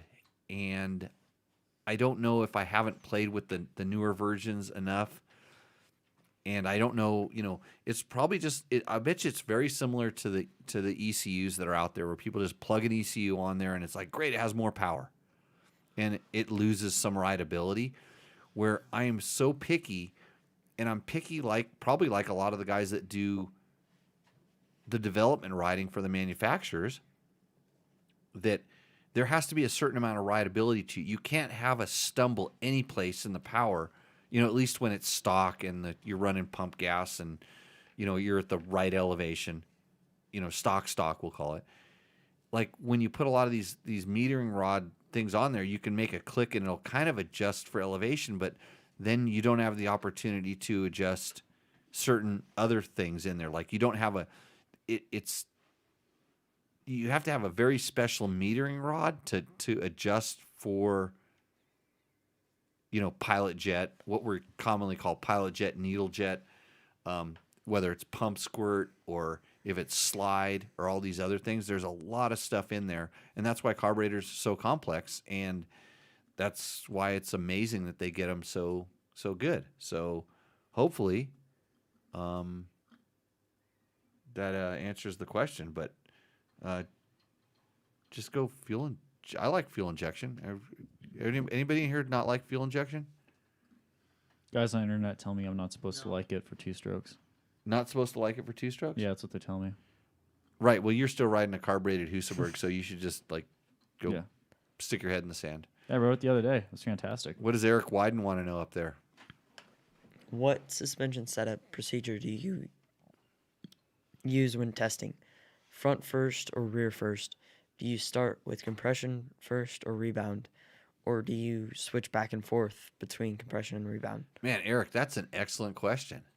That's what is VOM red? Oh, that's a different question. So when I'm testing, so generally speaking, we're gonna just, let's say we're starting with stock bike, stock springs, everything. Hopefully you're within the right range for the bike, weight range for the bike. So if I hop on a 125, I automatically know that I'm, at 200 pounds, I'm not the right guy for this. But if I hop on a 450, I'm okay. Even though, like they say, 180 is the top of the scale. I know that I can adjust spring preload. So very first thing I do is make sure the sag is where the manufacturer recommends it. So that's rear shock spring, adjusting the shock spring to get the sag at the right height. From what I can tell, most manufacturers want you to set the sag when the shock is not hot. So it's kind of cold sag, kind of like tire pressure is kind of generally a cold PSI, because when things heat up, stuff changes. So you set the sag, you set the ride height at their level. That's the very first thing you do, and we'll call that the baseline. And then I ride it. And then I decide how I'm feeling this bike works. And usually at that point, you're talking about the balance of the motorcycle. Do I want it, do I want less weight on the front or more weight on the front? And then how am I going to go about adjusting for this? And that's balance, which is kind of different than when we start talking about compression and rebound. There's balance, and then there's suspension performance. So if I'm riding this bike and it's set up, like I said, to manufacturer spec, and I'm riding it and I'm okay with balance, then I'll start thinking about compression and rebound. Like what is the fork doing? What is the shock doing? And I'm more of a shock first person. Like, I'm really concerned because I don't know, Logan, I don't know if you're familiar with the bikes that I ride, but I ride a Husaberg 570. And the cool thing about the Husaberg is that the front wheel is rarely ever on the ground. So at that point, like, why even think about forks, right? Yeah. Yeah. So this is why I go rear first. I'm a rear guy. So if I'm thinking if the balance is okay, then I start thinking about the rear of the bike and how it's working. And I'll start playing around with that first if I'm going to play with it at all, because in reality, most times I hop on stock bikes and they're really, really good. I don't have a problem with them because I haven't read the internet. Generally, I'm one of the first people, and not anymore because I hardly go to these intros anymore because I'm getting old and we're not cool enough. We don't have enough Instagram followers to get to these intros, or we're not on Snapchat. Do we need to be on Chitter Chatter, TikToks? What do we need to be on? Instagram, really. Instagram. Yeah. We need to be Insta. So we don't have enough Instas to go to these intros. So Trevor's needs to work on that a little bit better. So the bikes are actually pretty good, and so usually the rears, most of the time the rear of the bikes is really good, and then I can hyper focus on the front because I like a bike that steers, so I have a lot of front end feel. But I'm not going to mess around with the front until I make sure that the rear is doing what I want it to. And the rear is easy because generally when you're really talking about rear performance, you're kind of going in a straight line. Mm-hmm. You're jumping off jumps, you're landing off jumps, you're hitting bumps, which you kind of want to do in a straight line. But then when you start talking about going into turns, then you need to start thinking about more about how's my front feel, because then you're decelerating, you're on the brakes, and then you're following the front end around a turn. So I can take care of the rear and not worry about the turns and stuff like that. And then I can start, the rear. Okay, now I got the rear good. And now I'll start focusing on the front. So that's the thing. But if I start struggling, or if there's an issue with balance, there's a lot of stuff you can do by sliding the forks up and down in the tubes. And then you've got to also think about, as well as a spring preload, the compression and the rebound can also adjust the balance of the motorcycle. So if you find that you're coming into turns and the rear end feels high, maybe sometimes reducing the compression or the rebound by a couple of clicks can drop that ride height down a little bit. And then there's the same thing with the forks. You come in and your rear end feels high. Well, maybe opening the rebound up in the fork can lift the front end up a little bit. It can cause that front end to rebound quicker and hold it up a little bit higher. And it kind of depends at that point on the feel that you're having. When you're riding in, it's like, well, would I like the rear end to be a little looser? Would I like the front end to be a little, stiffer? Or, and then it can be compression as well as rebound. Stiffening it up, can kind of hold it up. So there's so much, there's a lot to it. And then like I use the high speed rebound, for instance, on the shock as in motion sag. So if I notice that my bike's riding a little bit low in the stroke on the track, before I actually go to add spring preload to it, I might just add a quarter turn of high speed compression, and that literally kind of picks it up. So there's a lot of stuff, and that's why those knobs are adjustable. You can play with them and you can try that stuff out. So hopefully that'll help it. But I would start with ride height, then figure out what's more important. I think the rear shock is a little bit easier to get, and then start playing around with the forks. But balance is critical. Have your bike balanced before you start trying to get into the suspension, and realize that any suspension adjustment you do could affect the balance a little bit. So, and if you don't know what the suspension adjustments feel like, find a place where you can go and actually test big changes. Try 5 clicks of compression on one thing, 5 clicks of rebound on the other. Do one thing at a time and see if you can feel it. So that should help everything out. Okay. What's next? Back here. Hey, George just checked in late. He wants to catch up later when it's uploaded to the nets. He missed our State of the Union. State of Tech Talk Taco Tuesday. Yeah. He would be really impressed with my pontification. Probably. Let's do one more from the sheet, and then let's get to Rooster Endo. Okay. Oh, that thing? Yeah, People want to get on that again? I think they do. Okay, Logan, get with it. Bill Hall. It's my understanding that the master has ridden Mexico to Canada sometime back. Maybe Jimmy can tell the I'm audience. the president. You should have just in flow. You should have just called me the president. So start again. It's my understanding that the president has ridden Mexico to Canada sometime back. Maybe president can tell the audience how riding has differ for the Tour of Idaho compared to those old days. So Mexico. His question is Mexico to Canada versus Tour of Idaho. Well, back to the State of the Union. Mexico.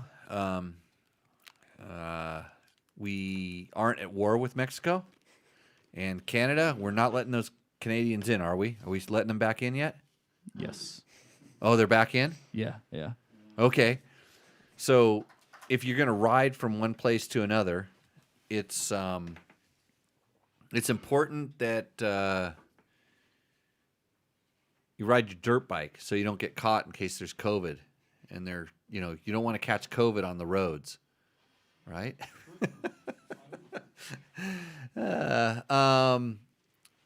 George rode Mexico to Canada, but it was on I-5 on a Harley. So Mexico to Canada it's more dual sporty than Tour of Idaho. There wasn't the difficult single track. You should just clock me in the head with that thing one time, knock me out, and then take over the show. Wouldn't it be awesome? Bet it gets silent real quick. It gets silent real quick. Yeah. I thought the people liked it when Logan and I were hosting in the studio. They were just saying that because you could turn the show off at any time. Oh, this also might be a factor. They wanted more. So I think they both have their things. It's like anything. It's like somebody say, is Dakar more difficult than more tough than the Baja 1000, and is GNCC racing more hard than Hare and Hounds and all? It's there's one thing or another, and I think I don't know. I think they're both kind of in the same realm. Mexico to Canada was a little bit easier. I know now they kind of split the tour up. When you go do the tour, they split it up over. It's kind of 2 trips. I don't think they do it. We were stupid. Just like Tour of Idaho, I was stupid. I cut a day out. I tried to do Mexico to Canada. I doubled up some days, and it was mostly because I had to get back to what was evidently my real job, and my boss didn't want me out riding motorcycles for 12 days and while the rest of the staff was working. Not that I wasn't working and testing motorcycles and doing something super cool, but you know how it is. Right, Logan? You're living the life. Mm-hmm. Yeah, free motorcycles in the garage. Hardly have to go to school at all. Just out roaming. The school I have to go to a lot, but Really? Doesn't seem like it. no. Yeah, it doesn't seem like it. So, hey, if you want to experience pure performance and accelerating power with the full line of YZ 2-stroke bikes, then get a Yamaha. Go to YamahaMotorsports.com today to explore what's new for 2022. And I tell you what, their website is actually pretty cool. You can learn about those bikes. They have some kind of cool videos there. And the best thing is the revised YZ125. It's a perfect step-up machine, or a perfect machine for an old guy like me that likes ripping around on one of the most fun motorcycles known to man. All new engine. Revised 6-speed transmission, new brakes, suspension settings, improved rider ergonomics with the new aggressive styling. That means it looks cool. So they have a YZ250, a YZ65, a YZ85, a YZ85LW with tests on dirtbiketest.com. Test actually riding impressions on dirtbiketest.com right now. Visit YamahaMotorsports.com to find your Yamaha YZ so you can enter the victory zone. Matt, I have a question for you. Yes. Why did you not enter the victory zone this weekend? Because I did not ride the YZ125. Right, but why didn't you ride the YZ125? What was more compelling than that YZ125 in the garage? Does it start with a P? P? Yeah. And with a Y? Kind of like my cat? Okay. Oh, God. It came down quick, Matt. Yeah. So, yeah. I hate how long that took me to get. Yeah, it's okay. Robert Miller says, speaking of old day, Jimmy, in about 1984, you rode an XR80, XR100 in the Baja 1000. Can you remember what it was like? Yes, that was one of the most fun times I've ever had on a motorcycle with some of my buddies. That was 1980. 90, it wasn't 80. It was 90. It was 96 or 98, one of those 2 years. I think it was 98 because, no, maybe it was 96. I don't remember. It was my tryout for the factory team. You know, I proved to Honda that I could almost win the 250 class on an XR80, so they moved me up to the factory XR600 because Johnny Campbell needed a partner. I mean, he's really digging deep to ask me to ride with him, but I had some credibility. Okay, we're going to go to Rooster Endo. This is the segment where, what do we do, Logan? We Don't say that. So this is the Don't say this is the segment again. We're going to get back into this. What are we going to about? What's Rooster Endo? Tell everybody what it is. We rate your bike and see if it roosts or endos. You send in some parts and part sheet. You tell us what kind of bike it is. That's Yeah. very important. We need to know the year, make, and model. And then you list off your The mods. modifications, right? And then we sit here and pontificate over it, and we decide whether you've spent enough money. And if you are our favorite bike of the evening, you win a $100 gift certificate from Taco Moto. That's tacomoto.co. It's a place where you can get all the parts you need for pretty much whatever you want, but they really specialize in making your KTM Husky gas bikes perform better. So thanks to Taco Mike. We got to get him on the show one of these times. We do. I actually supposed to call him, but I keep forgetting because I'm petting my cat. So I'm really concerned about the P and it ends with the Y too. Yeah. Okay. Go ahead. Sebastian Buma. Oh, good. We're back to the names. Bustamante. Bustamante. Sebastian. Yeah, Bustamante. Yes. 2018 450 EXCF 6 days. Vortex ECU.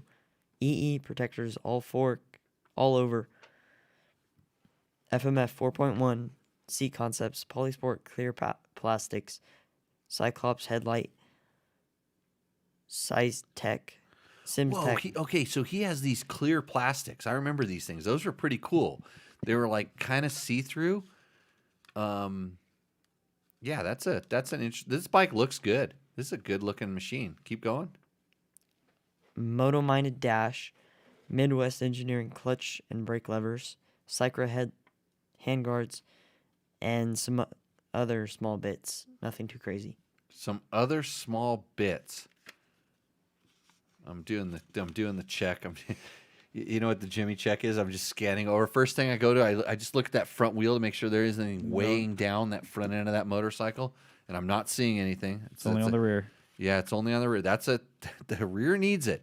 It's real easy to drag that rear disc through something that it doesn't want to go through. The front, not so much. He has a tugger strap on the front of that thing.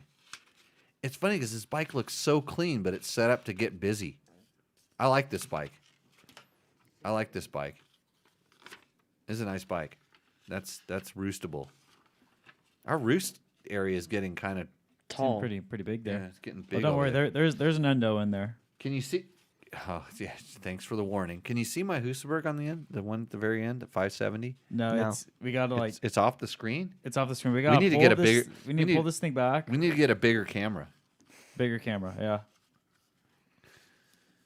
Okay, what's next, Logan? Here. So this is a before and after picture from Seth. So that's the before. Okay. Which I'm gonna pull up the Seth before picture. who? Is it Seth or John Stockwell. John Stockwell. Yeah. So I'll pull up the before for everyone to see. Okay, so I'm looking at a Rogue Echo bike. Looks like a seat with a fan blade on it, and those handlebars that articulate back and forth so you can build up your boobs. Makes your boobs. Talk about it, Logan. Let's go. It's not on that. Oh, it's not. No, it's on the after, which is now on the screen for the viewers. Oh, so we're gonna talk about his bike. Yeah. 2022 350. Oh, so there's amazing transformation. It's like he rode that exercise bike enough, or he bought the exercise bike for his wife, and then he was able to buy an exercise bike for himself. Oh, I've had fun on those exercise bikes. That motherfucker's got a Okay, go ahead. Okay, Logan, tell us what it is. 2022 350 XCF. Just protective bits.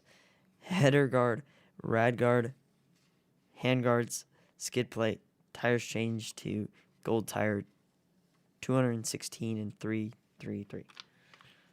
So pretty stock bike. I like the stock KTM's. Looks nice. I'm not sure where the exercise bike came into the whole thing. It's probably that joke is about as stupid as this whole show. You think so? There's a little fishing there, but I like the effort. I really do like the effort on the roost of the endo. I'm sorry, the endo of submitting a stock bike and thinking that it roosts, because there's no way that this whole show or this aftermarket industry would survive with people like you buying exercise bikes instead of ECUs. Okay, Yeah. next This question. next one could be, I don't know where it's going with you. Oh boy. 'Cause- Oh yeah. Oh, there's good and bad here. Let's go. Yeah. Michael Pounds, 2015 KTM 500 EXC. ECU flashed in 2015 was the hot setup back then. C Concepts, low seat, flex bars. Yes. Jimmy Lewis, tidy Flex tail mod. handbars. You like those, Matt? Black sandbar. Flex handlebars. Oh yeah, they're nice. They're nice? Yeah, yeah. No, you should say they're really nice. You got to make a call tomorrow I do have to make a call about this. Yeah, yeah. Flex handlebars. Like you should just say right now, like I'm going to. They're on every single one of my personal bikes. Oh yeah. And if they're not on my personal bike and I have to ride a bike that doesn't have them, I may not want to ride the next day because my wrists hurt. I can immediately tell the difference in a motocross track for how long you can be out there without them versus with them. Oh, I don't come back when I have a Yeah, flex bar. flex bars. Yeah, I know. It's tough. Okay, so good mod. Keep going, Logan. Kinder Parker tires front and back. Excellent tires. They support Jimmy Lewis off-road training. Suspension set for my weight. TMD bash plate and chain slider. Trail Tech kickstand. Bulletproof rad guards. Oh, radiation guards. Radiation guards. Or radiator guards. Oh, I like radiation guards better. Yeah. I mean, maybe if he lived near us, he'd be riding close to Area 51. You get a lot of radiation. You were riding with a glow stick last weekend with Johnny? Did I have a glow stick on? No, he works at the test site. Area 51. Oh, Johnny's a glow stick. Yeah. I didn't know. I thought he was a bouncer at a strip club.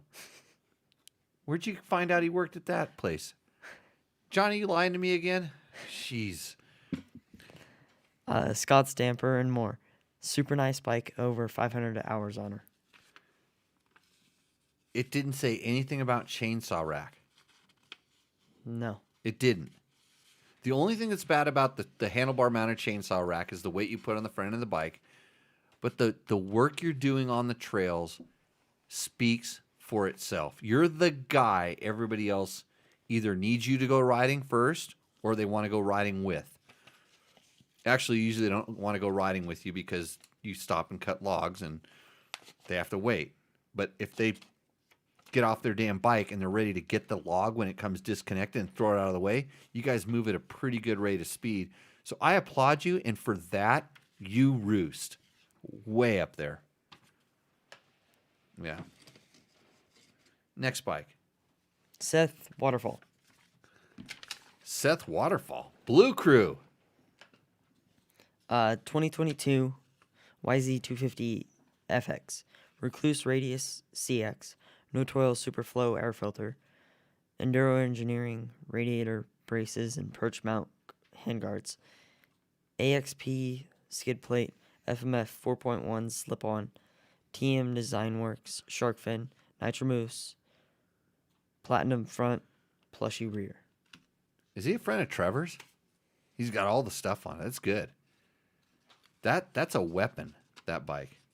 That's a really nice motorcycle. Nothing too bad. It does look good. It looks good. It's just blue and blue. Yeah. He's on I like the trail, the background. Yeah. That's a sweet ride. This is like my favorite photo. Oh, submitted. Well, yeah, you look at the trail. The only reason what was our last guy's name? Seth Waterfall? Yeah. The only reason this is Seth? Who's the guy before him? Oh, Michael. Yeah, the only reason that trail looks that good is because Michael is out there cutting the trees for you. Cut the John. log that's in No, this wait. picture. No, John? no. Which guy? Michael. Michael was. Yeah. But that is a sweet that not only makes me want to ride. For some reason that bike, because I know how good that bike is, just really, really makes me want to ride. If I were like, I would be torn right now if I was on that bike, whether I wanted to have the WR suspension or the FX suspension. And the funny thing is, the question is, how fast would I want to be riding the trail? If I wanted to ride it slower, more trail riding pace, WR. If I wanted to kind of have a little aggression and race, I would FX. But that is a really sweet bike. Does it have a big tank on it? Didn't have a big tank, did he? You can't ride enough. And Roost. Seth McNeil. Knee. 2020 FE 501 with every possible mod. Idaho single track Slayer. Is that was the entire list? Yeah. And he has a front brake disc guard. It's blue. Oh, thanks for pointing that out, Matt. You didn't think I was like magnetically attracted to that? Yeah. I noticed he did kind of shoot the angle a little bit, so I couldn't see it, but that's okay. This is Seth. Seth is obviously out. Seth. Scene. It's Scene. Sean. Scene. You're obviously out riding too much. I thought you said Seth earlier. Maybe. Yeah, well, man, that school is not really working out for you, Logan. Have you considered a job in the door installation industry? I have. You have. Yeah. Because I've been telling you about this. I have this trailer over here that needs a door installed. The door is actually in the trailer. Ready to go. It's evidently ready to go. I know the company that supplied the door, and with you butchering Scene's name like this, I think we need to start talking about the door installation business. Yeah, Scene. Yeah, Scene. Well, Seth earlier, but it's okay. The good thing is Scene is so busy riding, he doesn't want to tell us anything about his bike, which looks like a pretty fairly nice setup bike. I like big tanks. I like some luggage because he's out riding. I like the Tour of Idaho. But the front disc guard just pushed it off the edge, and he probably knew that right off the bat, and that's he doesn't have every mod. No, he said he has every mod. Is it what Yeah. he said every mod? That's With verbatim. every I have possible mod. every Hold on a mod second. available. Let's see. Every mod. No, you don't have every mod. I don't see a damn chainsaw. I don't see a chainsaw rack on the front of it. That's an important mod. And I don't see. He doesn't have a wheelie bar. I don't see a DDC sprocket. That's an important mod, especially for somebody concerned about trails. I don't see a Trail Tech kickstand on there. That's important. And with all that extra weight you put on it, you might want to put one on there. I don't know if I can see. I don't know if I see Fast Company Flex handlebars, but I'd mention those, right, Matt? Oh, It's yeah. important to start mentioning that. It's going to be important. You need to cut this section out of the thing and send it over to Cole when you talk to him. Yeah, we're putting this under sanctions. you Right. know? Good. Sanctions. Yeah, yeah. State of the Union. We're going to talk about sanctions. We're sanctioning certain companies that we don't talk about. Other ones. This bike is endoing officially because the list wasn't. At least he told us the. Did he take your make and model? Yeah, he did. Yeah. But you need a chainsaw on the front. Is that it? Yeah. Well, which one wins for you, Logan? The Michael. Why? Because I didn't know how it was gonna go over with you, because it's got a lot of stuff that you don't like, and a lot of stuff that you did. Right. And But it's funny because you say what I like, what you said what I like, and what I don't like. I like and I don't like. But that doesn't. What I like doesn't matter. Just like what I like doesn't matter to him, and what he likes Yeah. doesn't matter to me. Yeah. I just look at it as a package, and that guy has his bike set up for him. Mm-hmm. It's a high mileage, heavily used bike. You can Yes. see it, and he's got a damn chainsaw on the front of the damn thing. And I'm one of these guys that gets to go riding on trails. I don't live in some of these areas, and there's guys that go out and clear trails and do trail work, just like we come down here and we do trails, and we try to preserve riding access. We don't have to clear our trails so much. We try to preserve riding access from like a solar farm, for instance, or we try to let people know that this is a single track trail, not a UTV trail. We try to do this.